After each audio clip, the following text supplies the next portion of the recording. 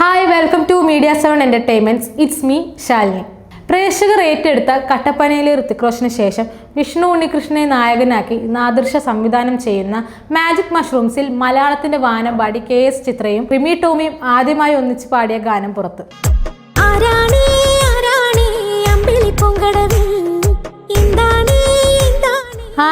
ആരാണേ എന്ന് തുടങ്ങുന്ന ഗാനം വേറിട്ട രീതിയിലാണ് അണിയിച്ചൊരുക്കിയിരിക്കുന്നത്.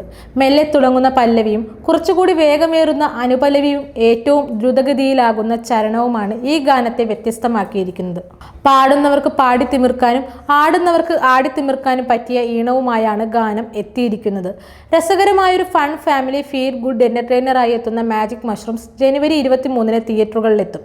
നാദിർഷ സംഗീതം സംവിധാനം നിർവഹിച്ചിരിക്കുന്ന ഗാനത്തിന് വരികൾ എഴുതിയിരിക്കുന്നത് രാജീവ് ഗോവിന്ദനാണ്. അക്ഷയ ഉദയകുമാറാണ് ചിത്രത്തിൽ നായികയായെത്തുന്നത്.